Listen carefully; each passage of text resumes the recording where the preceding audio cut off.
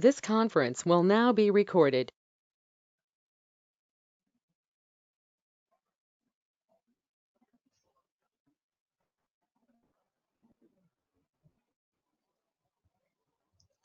Okay, so we were talking about circular permutation rule. So as I was saying, circular permutation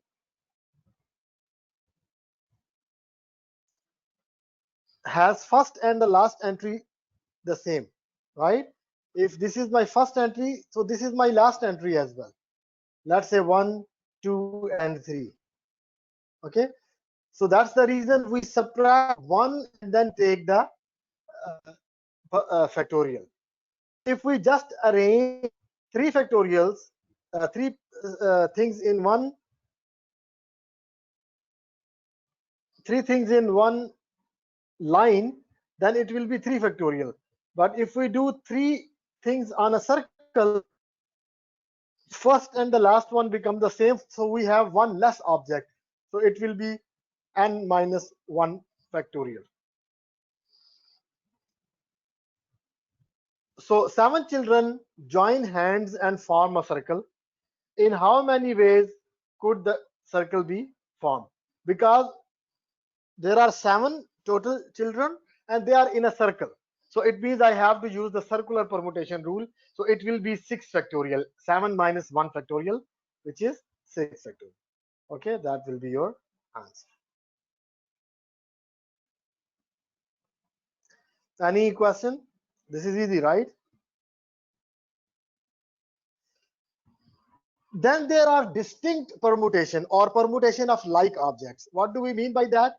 If there are similar items in your permutation, okay, if there are distinct permutations of n things, of which n1 are of first kind, n2 are of second kind, so on, n3 and 4 and so on, then these are the total possible permutations.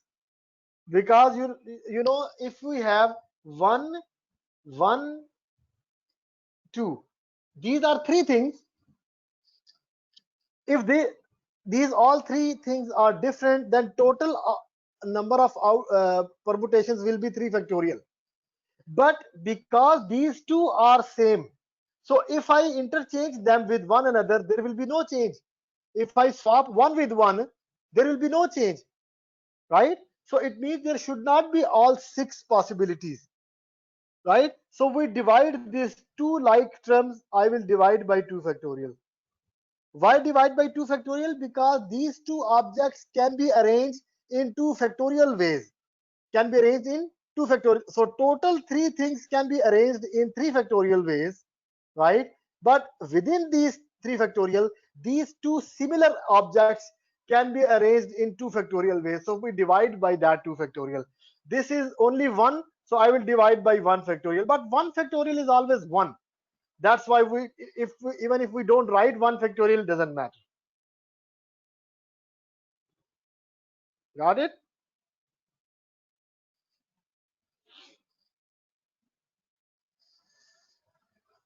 I think now people are listening. People are listening to me.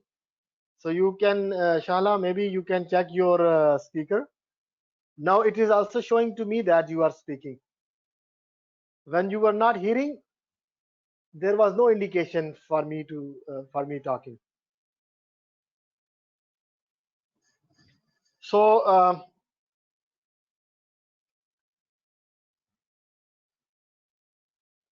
let's see an example. 8 books are to be arranged in on a shelf.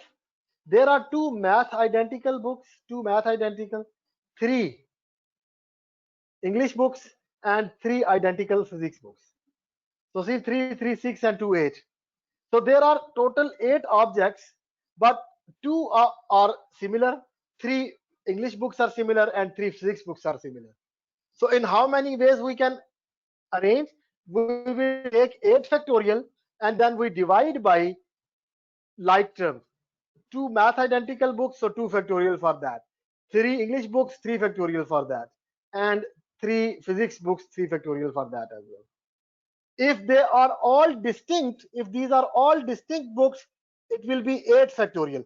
But because there are like terms, so if I change the position of similar books, it means it is not a new arrangement. It is still the old arrangement, right? That's why we divide by 2, 3, and 3 factorial and get 560 items. So whenever you have like terms or similar items in your permutations, then you will compensate them by dividing factorials of those like items. The last thing is combination. One example, very good example is this. If I ask you in how many ways a word statistics can be arranged, if I write the word statistics,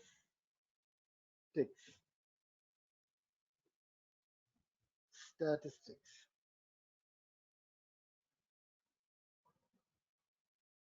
okay, how many letters are there? 1, 2, 3, 4, 5, 6, 7, 8, 9, 10. So if I just say 10 factorial, 10 factorial are the ways to arrange all these 10 letters. But these 10 letters are not different, right? Many letters are similar. So if I change this T, bring it here, and send this T here, this word is still statistics, right? Or if I send this S at the end and bring this S here, it is still the same letter statistics. So it's not a new letter. So actually it means there are not 10 factorial items are not there, right? It are, these are less than that. That's the reason we divide. So how many S's are there? 1, 2, 3 S's. 3 S's are there, so I will divide by 3 factorial first. Okay. Now how many T's are there? 6 T's, 3 T's. 1, 2, 3 T's are there. So again one more 3 factorial in the denominator. Multiply, not add. We are multiplying in the denominator. A is 1, so no need to divide. There are 2 i's, right? 2 i's, so 2 factorial for the i's, and 1a and 1c, so no need to divide by 1 factorial, right? So these are the total number of different words which can be made from the word statistics. Got the idea? So this is the difference between permutation of all distinct objects and permutation of like objects. Okay. The last thing is combination here. Combination is similar to permutation, but in permutation we keep order.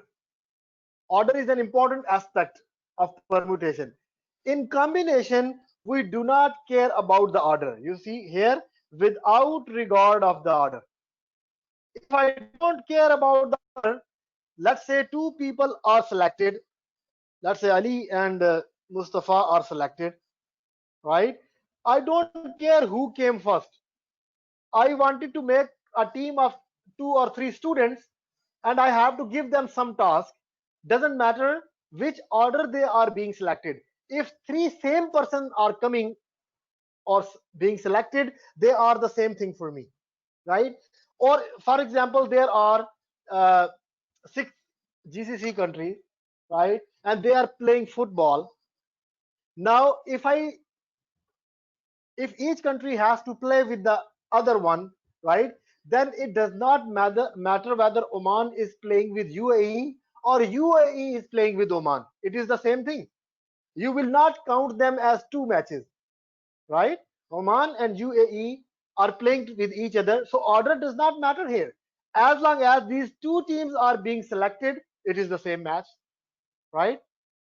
But let's say if I select 3 things or 3 students from the class, and I say that the person who comes first, I will make him a president of some committee. The person who came second, I will make him the vice president. And the person who came third, I will make him a secretary. Right? Now order will matter. Now if same 3 people come in different orders, their designation will be changed. If Ali comes first, he becomes president. Mustafa comes second, he becomes vice president. But in a second selection, same people are being selected, Mustafa and Ali. but Mustafa came first, so I made him president, and Ali was selected second, I made him vice president. So see, that's how we, with regard to order or without regard to order matters. Okay, so if order does not matter, we use the combination rule, not the permutation. So it is still the number of n distinct objects taken or at a time, or you can say that selecting or objects from n or out of n in any order, not in a particular order, then this is the formula. We use C for that, not P. We use NCR. And you see, NPR was just this. This was your NPR, right? So what we are doing, we are dividing by R factorial. We are dividing this NPR by R factorial. You see, if I divide this whole thing by R factorial, so R factorial of course will come here in the denominator. So that becomes NCR. So if I divide my NPR by R factorial, it becomes NCR. It means RPR has more, is a bigger number, and NCR is a smaller number. And it's true, because if I, if order matters, then UAE versus Oman and Oman versus UAE are two matches. Permutations are two.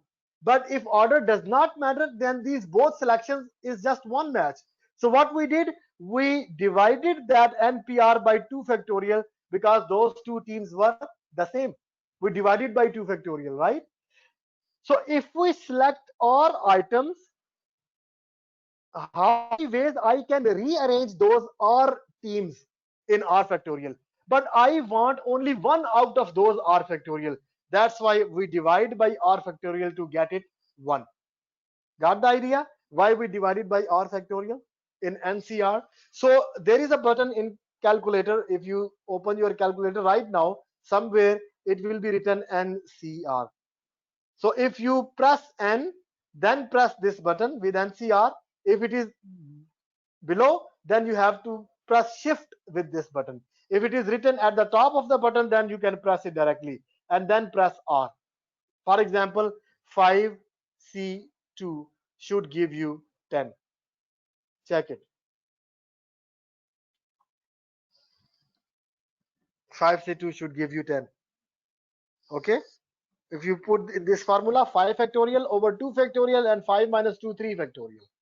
So 5 factorial is, I think, 120. And 2 factorial is 2 and 3 factorial is 6. So 6 times 2 is 12, and 120 by 12 is 10.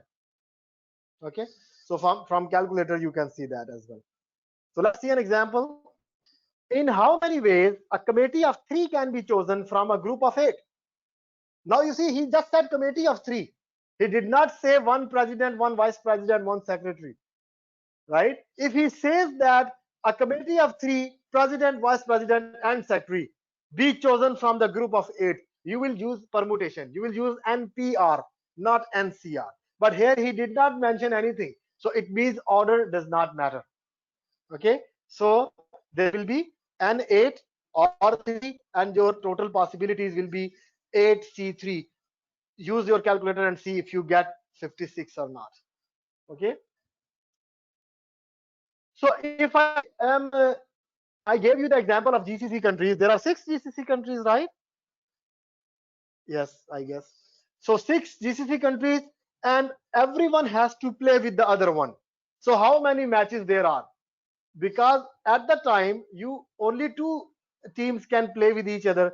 So total there are 6 objects, and you are selecting 2 teams out of 6. And order does not matter. So I will do 6C2. 6C2 is 15. So you can use the calculator. So there will be 15 matches altogether if everyone has to play with the other one. Okay, so there will be 6C2. 6 into 5, 30 divided by 2, 15. Yes, I think it's 15. Just check it. But if order does not matter, and somehow you don't think about that, and you used CPR, right? then it will be more. Okay, I think it will be 30 matches. 6p2 is 30. So see, this is wrong. Why there will be not 30 matches? Because if one team has played with the other one, and you are counting the other team played with the first again, two matches you are counting. Okay, so this will be wrong. This will be the right answer, 6c2. Okay, any questions? Is that clear? So again, I think I stopped the video in between, so this will be uploaded in two parts. I don't have any tool to join the video. I will see if I can join them, then I will post one. Otherwise, I will post it into two parts.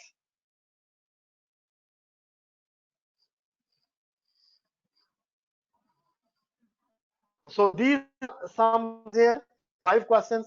Try to answer these 5 questions. If you can answer these 5 questions, it means this lecture is understood by you. Okay, you have to do these 5 questions. Okay, very simple 5 questions, and see if you can answer them or not. See this second question, very similar to what I did with the word statistics, and here it is infinity. Okay, and this is a circle question. I am arranging something in circle. All right, so try to do this. Let's see if you can do it. If you have any questions, you can ask, otherwise we can stop.